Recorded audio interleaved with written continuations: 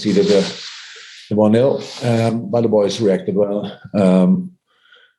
Put in a proper shift, and it's so difficult because setting up a team, starting training again on Friday, and then involving all these young kids. They're all really good footballers. There's no doubt about that. We are no doubt about that. So that's all good, but it makes it really tricky, especially when you have to play and break down a low block, which Shrewsbury rightly so did today. So just happy about the result. Happy about that we went through, and about a lot of things that Taki trained only twice now after his injury. Actually, rather still part of the rehab the game today than a real game. And Bobby came only back yesterday for training and played now the game and scored as well. So so many things could have went the wrong way today, and in the end we made it all fine. Have you literally had to do a head count, have you, today, to see who's available? Not today, in the last few days, of course. So the situation is just like this. We had, how we thought last week, a proper outbreak. And it showed up that we had a lot of false positives, actually. But still, the rules are that the rules are like they are. And so they, all these players who are false positive couldn't play today, or we decided not to play them for whatever. People would have decided if we would have played them, I don't know exactly, but we had to make that decision.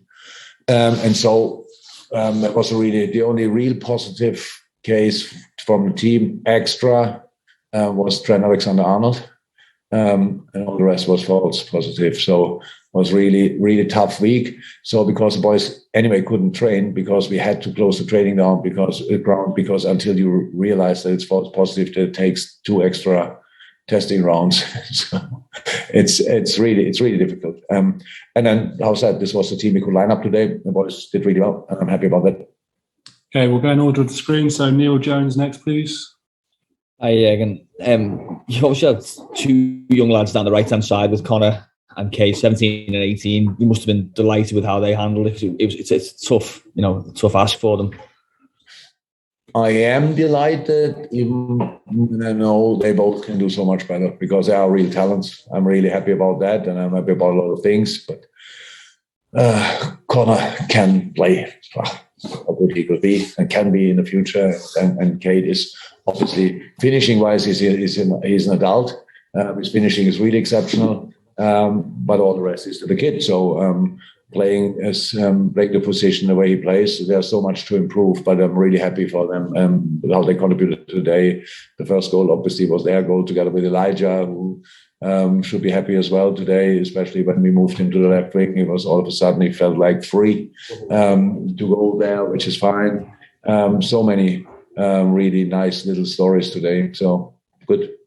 Okay, Carl Markham next, please. Hey, you talk about Cade Gordon's finishing there. I mean, that finish, it was so cool and calm. It was like almost like a senior pro the way he took it. Again, please, Carl. Sorry, Gordon's finishing. You said his finishing is not in doubt, but the way he took that goal was in such a crowded area. His first chance in front of the Kop, he could have snatched at it, but he was so calm and took it really well. That's Cade. That he is in this situation really calm. I will not say that he, for the rest of his career in this situation, he always will score, but I'm pretty sure more often than not, because that's him. He's when the cross coming from the left side, you will find him in the box. He's there with that. Good there as well. Is really has a nose for that. That's really helpful. And so, yeah, I know it's the second youngest. People told me it's the second youngest goal scorer for Liverpool, which is absolutely exceptional. Especially, I think the other one was Michael Owen. But there's a way to go, no problem. Kate has time. We give him the time. He will have his minutes here and there.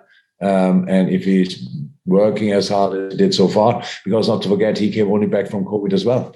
So I'm not sure. I think he had now 2 or 3 proper sessions and so it's really not easy. than to show up in a game like this. But he did, and all credit to him. Okay, last two questions. Hideo first, please.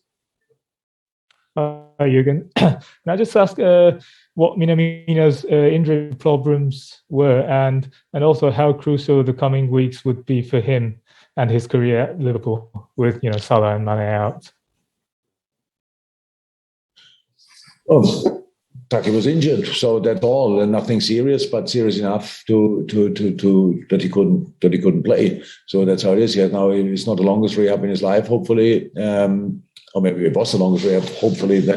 But he's back, and very important for us, very, very important, especially when we have now a lot of games coming up, and how we all know that two of our main guys up front are not here. So it's good that Taki. I like Taki a lot when he came on.